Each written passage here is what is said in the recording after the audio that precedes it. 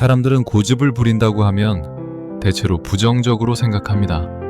고집은 관계를 깨뜨리고 조언을 듣지 못하게 만들며 때로는 스스로를 망치기도 합니다. 그래서 우리는 고집을 나쁜 성품으로 여기는데 익숙합니다. 그러나 흥미로운 사실은 성경과 교회 역사 속에서 어떤 고집은 미덕으로 기록되었다는 것입니다. 성도들이 진리를 위해 목숨을 걸었을 때, 양심을 지키기 위해 감옥을 택했을 때, 예수를 부인하지 않기 위해 세상의 이익을 버렸을 때, 사람들은 그것을 고집이라고 불렀습니다. 그리고 그 고집은 거룩했습니다. 세상은 타협을 지혜라고 말하지만 하나님은 때로 타협하지 않는 마음을 지혜라고 말씀하십니다. 세상은 부드러움을 덕이라고 하지만 하나님은 때로 굽히지 않는 고집을 덕이라고 부르십니다. 신앙은 온유함을 요구하지만 동시에 단단함도 요구합니다. 사랑은 부드럽지만 진리는 굳건합니다. 은혜는 넓지만 경건은 좁습니다. 하나님은 우리의 성품을 부드럽게 하시지만 믿음의 뼈를 연하게 만들지 않으십니다.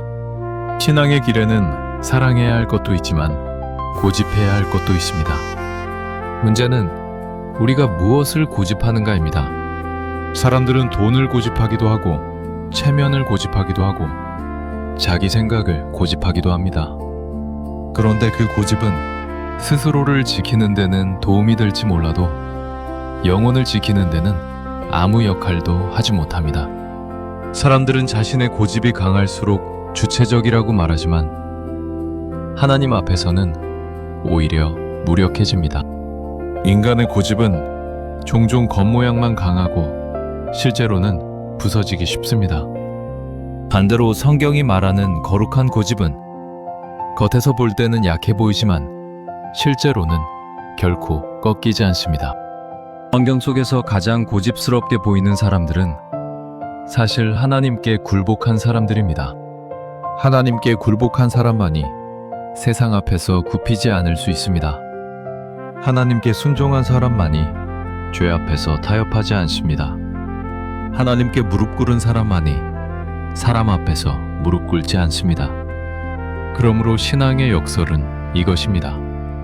하나님께 완전히 항복해야 세상 앞에서 완전히 단단해집니다. 이 항복과 단단함 사이의 긴장이 바로 거룩한 고집입니다. 오늘 우리는 이 거룩한 고집이라는 주제를 함께 살펴보려 합니다. 이 고집은 인간의 성격에서 나오는 것이 아니라 성령의 열매에서 나옵니다.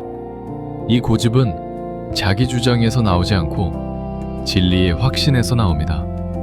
이 고집은 완강함에서 시작되지 않고 말씀에서 시작됩니다. 그리고 이 고집은 교만으로 흐르지 않고 충성으로 흐릅니다. 하나님은 우리가 고집을 버리기를 원하시는 것이 아니라 고집할 대상을 바꾸기를 원하십니다. 하나님은 우리가 모든 것에 부드럽기를 원하지 않으시고 올바른 것에 단단하기를 원하십니다. 거룩한 고집은 신앙의 고집입니다. 그리고 신앙은 언제나 한 방향으로만 갈 수 있습니다. 사랑하는 여러분, 거룩한 고집이 가장 먼저 뿌리를 내리는 곳은 진리입니다. 세상은 진리를 논쟁거리로 여기지만 성경은 진리를 생명으로 말합니다. 사람은 정보를 교환할 수 있지만 진리를 교환할 수 없습니다. 정보는 바뀔 수 있지만 진리는 바뀌지 않습니다. 정보는 유익을 주지만 진리는 방향을 줍니다. 사람은 유익을 계산하며 살아갈 수 있지만 방향을 잃는 순간 살아갈 이유를 잃습니다. 그러므로 진리는 선택의 대상이 아니라 고집의 대상입니다. 진리가 없으면 신앙은 감정이 되고 감정은 계절을 따라 움직이며 계절은 영혼을 지탱할 수 없습니다. 진리에 대한 고집은 성격에서 나오지 않습니다. 사람은 자기 주장과 진리를 혼동할 때가 많습니다. 자기 주장은 시끄럽지만 진리는 조용합니다. 자기 주장은 공격적이지만 진리는 견고합니다. 자기 주장은 다른 사람을 설득하려 하고 진리는 사람의 영혼을 붙듭니다. 그래서 진리에 고집하는 사람은 스스로를 드러내지 않고 진리를 드러냅니다. 진리에 대한 고집은 교만이 아니라 겸손에서 시작됩니다. 하나님께서 말씀하신 것을 사람이 수정할 수 없기 때문에 고집하는 것입니다. 사람이 진리를 확정한 것이 아니라 진리가 사람을 확정했기 때문에 고집하는 것입니다. 진리는 타협될 수 없습니다. 진리가 타협되면 더 이상 진리가 아닙니다. 진리는 절대성을 요구합니다. 절대성은 양보가 아니라 고집을 요구합니다. 거룩한 고집이 필요한 이유는 진리가 상대적이지 않기 때문이며 상대적이지 않기 때문에 문화나 시대나 기호에 따라 조정될 수 없기 때문입니다. 사람은 진리를 부드럽게 만들려고 하지만 진리는 부드러워질 수 없습니다. 진리가 부드러워지는 순간 그것은 진리가 아니라 조언이 됩니다. 하나님은 우리에게 조언을 주지 않으시고 진리를 주십니다. 조언은 선택지만 진리는 왕좌입니다. 거룩한 고집은 진리를 붙드는 고집입니다. 진리를 붙드는 사람은 때로 무식해 보이고 때로 완고해 보이며 때로 고집스러워 보입니다. 그러나 하나님께서는 이런 사람을 통해 세대를 지키고 교회를 보존하셨습니다. 교회는 설득력으로 버티지 않고 진리로 버팁니다. 진리가 무너지면 교회는 정체성을 잃고 신앙은 목적을 잃습니다. 교회가 역사 속에서 영예를 얻은 것이 아니라 버텼던 이유는 진리에 대한 고집 때문입니다. 세상은 진리를 끝없이 질문하지만 하나님은 진리를 끝없이 선언하십니다. 질문은 신앙을 흔들 수 있지만 선언은 신앙을 세웁니다. 진리에 대한 고집은 양심을 통해 드러납니다. 양심은 단순한 감정이 아니라 진리의 저장소입니다. 양심이 무뎌지면 진리를 고집할 수 없고 진리를 고집하지 않으면 양심은 더 무뎌집니다. 그래서 하나님은 사람을 변화시키실 때 감정보다 양심을 먼저 만지십니다. 감정은 빠르게 움직이지만 양심은 천천히 움직입니다. 감정은 쉽게 타오르지만 양심은 깊게 타오릅니다. 감정은 사람을 감동시키지만 양심은 사람을 변하게 합니다. 거룩한 고집은 감정의 열심이 아니라 양심의 충성에서 나옵니다. 진리에 대한 고집은 결국 순종으로 이어집니다. 순종 없는 진리는 지식이고 지식은 사람을 교만하게 만들 수 있지만 순종은 사람을 겸손하게 만듭니다. 하나님은 진리를 알고 있는 사람을 찾으시는 것이 아니라 진리를 고집하는 사람을 찾으십니다. 그리고 진리를 고집하는 사람은 결국 진리를 따라 삽니다. 이 삶이 바로 거룩한 고집이 실제로 드러나는 첫 번째 현장입니다. 하나님은 진리에 대한 고집을 통해 사람을 굽히지 않으시고 세상을 흔드십니다. 진리를 고집하는 사람은 견고해 보일 뿐 아니라 견고합니다.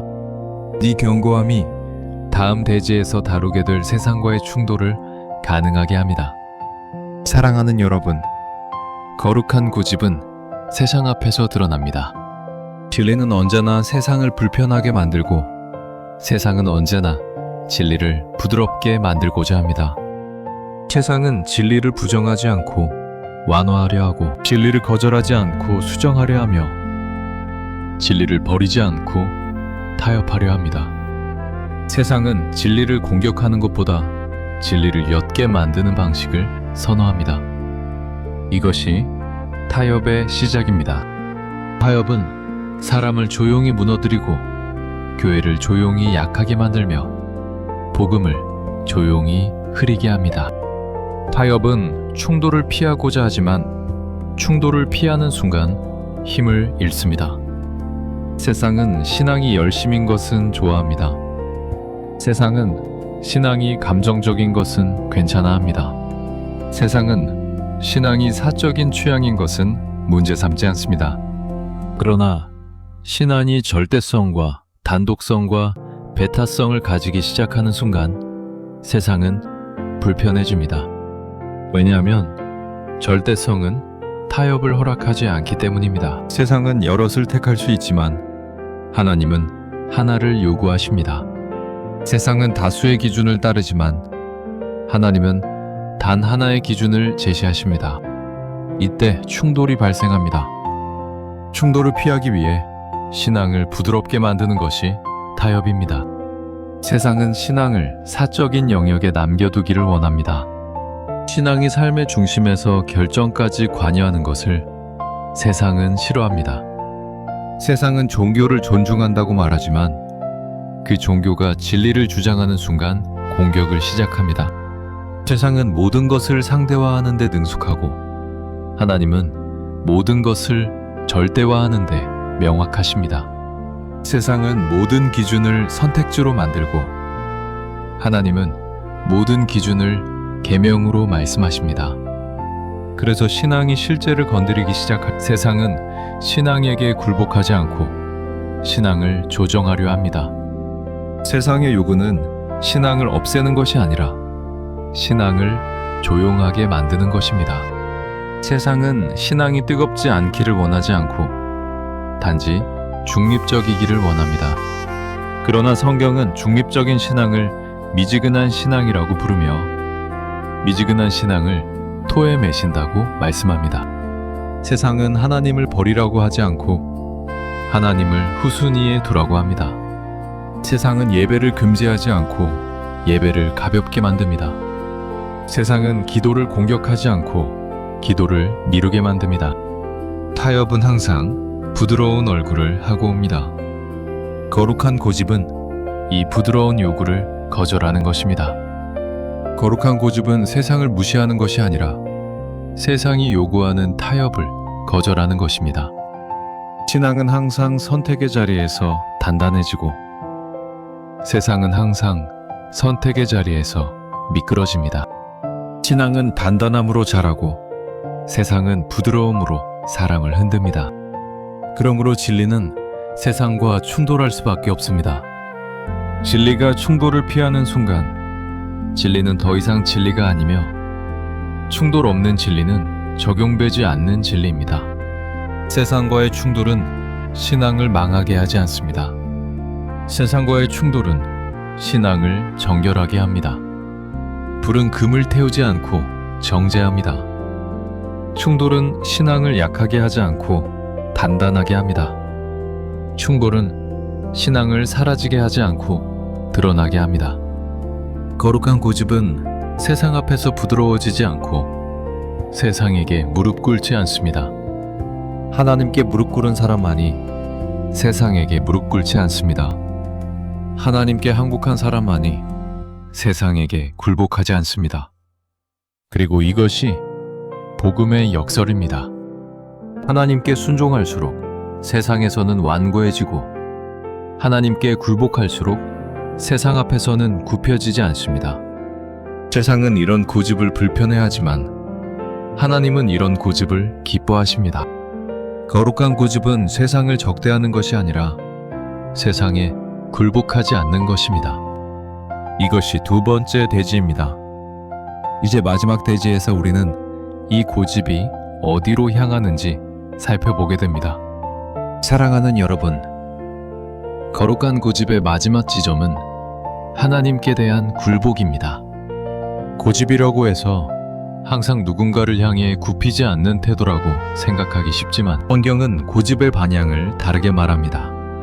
성경은 사람이 누구에게 굴복하느냐를 통해 누구에게 굽히지 않는지가 결정된다고 말합니다. 사람은 하나님께 굴복할 때 세상 앞에서 굽히지 않고 하나님께 굽히지 않을 때 세상 앞에서 굴복하게 됩니다. 그러므로 진짜 고집은 자아의 완강함에서 나오지 않고 하나님에 대한 복종에서 나옵니다. 우리는 고집이 강한 사람을 보면 자기 판단을 포기하지 않는다고 말하지만 거룩한 고집은 자기 판단을 하나님께 맡기는 데서 시작됩니다. 하나님께 굴복한 사람은 자신의 고집을 버린 것이 아니라 자신의 고집을 옮긴 것입니다. 이전에는 자신을 위해 고집했다면 이제는 하나님을 위해 고집합니다. 이전에는 자신의 뜻을 위해 버텼다면 이제는 하나님의 뜻을 위해 버팁니다. 이전에는 자기 영광을 위해 싸웠다면 이제는 하나님의 영광을 위해 싸웁니다. 사람은 결국 무언가를 위해 싸웁니다. 문제는 무엇을 위해 싸우는가입니다. 사람은 궁극적으로 한 주인을 선택하게 되어 있습니다. 예수님께서 두 주인을 섬길 수 없다고 말씀하신 이유도 여기에 있습니다.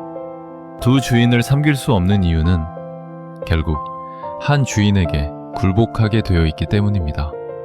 하나님께 굴복한 사람은 세상과 죄와 유혹에 굴복하지 않습니다. 그러나 하나님께 굴복하지 않는 사람은 결국 더 약한 주인에게 굴복합니다. 세상은 강해 보이지만 하나님 앞에서는 약합니다. 그러나 성도는 세상 앞에서 약해 보이지만 하나님 앞에서는 강합니다. 거룩한 고집은 이 질서를 뒤집습니다. 하나님께 굴복하는 것은 소유권의 이동입니다.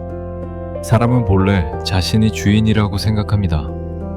자기 삶의 방향을 결정하고 자기 기준으로 판단하고 자기 힘으로 성공을 이루려고 합니다. 그러나 하나님께 굴복하는 순간 사람은 자신이 주인이 아니라는 사실을 인정합니다. 이 인정은 굴욕이 아니라 해방입니다. 사람이 주인일 때 인생은 무겁습니다. 사람이 책임져야 할 것이 많고 증명해야 할 것이 많기 때문입니다. 그러나 하나님이 주인이 되시는 순간 인생은 가벼워집니다. 하나님이 책임지시기 때문입니다. 거룩한 고집은 하나님께 대한 신뢰와 연결되어 있습니다. 신뢰하지 않으면 굴복할 수 없고 굴복하지 않으면 고집할 수 없습니다. 하나님께 굴복하는 사람은 세상 앞에서 더 이상 설명하려 하지 않고 더 이상 배척을 두려워하지 않습니다. 사람은 자신이 더 의지하는 대상에게 굴복합니다. 세상을 의지하는 사람은 세상에 굴복하고 하나님을 의지한 하나님께 굴복합니다. 이것이 거룩한 고집이 작동하는 방식입니다. 하나님께 굴복하는 사람의 삶에는 반향이 생깁니다. 반향은 곧 확신입니다. 확신은 곧 간결한 삶입니다. 간결한 삶은 곧 자유입니다. 자유는 세상에서 가장 큰 힘입니다. 세상은 사람을 두려움으로 묶고 하나님은 사람을 확신으로 푸십니다. 확신은 행동을 만들고 행동은 흔들리지 않는 삶을 만듭니다. 거룩한 고집은 바로 이 자유에서 나옵니다. 억압된 영혼이 아니라 자유한 영혼만이 고집을 부릴 수 있습니다. 하나님께 굴복하는 사람은 마지막 순간에 한 방향을 선택합니다. 그 방향이 바로 순종입니다. 순종은 하나님께 영광을 돌리고 사람에게 증언하며 세상을 향해 표지를 세웁니다. 세상은 이런 고집을 자존심이라고 부르지만 하나님은 이런 고집을 충성이라고 부르십니다. 충성은 결코 부드럽지 않지만 언제나 아름답습니다. 그리고 충성은 사람을 거칠게 만들지 않고 견고하게 만듭니다. 거룩한 고집은 견고함의 다른 이름입니다. 거룩한 고집은 사람이 타고나는 성격이 아니라 하나님께 굴복한 사람이 얻는 선물입니다. 하나님께 무릎 꿇은 사람만이 세상 앞에서 무릎을 꿇지 않습니다. 하나님께 순종한 사람만이 죄 앞에서 타협하지 않습니다. 하나님께 마음을 들인 사람만이 진리를 잃지 않습니다. 하나님께 방향을 들인 사람만이 기쁨을 잃지 않습니다. 그러므로 하나님께서 우리에게 요구하시는 것은 더 강한 성격도 더 완고한 의지도 아닙니다. 하나님께서 요구하시는 것은 단일한 충성입니다. 충성은 굳어지는 것이 아니라 모이는 것입니다. 모이는 순간 힘이 들고 힘이 되는 순간 기쁨이 됩니다. 하나님께서 주인이 되실 때 인생은 정돈됩니다. 하나님께서 왕이 되실 때 마음은 평안해집니다. 하나님께서 중심에 계시 세상은 멀어지고 하나님께서 가까이 오십니다. 거룩한 고집은 우리의 자아를 강화시키는 것이 아니라 하나님을 향한 충성을 강화시키는 것입니다. 이것이 신앙의 견고함이며 신앙의 아름다움입니다. 하나님께서 오늘도 우리를 부르시는 이유는 우리가 굽히지 않기 위함이 아니라 우리가 그분께 굽히기 위함입니다. 그리고 그분께 굽힐 때 우리는 비로소 굽히지 않는 사람이 됩니다.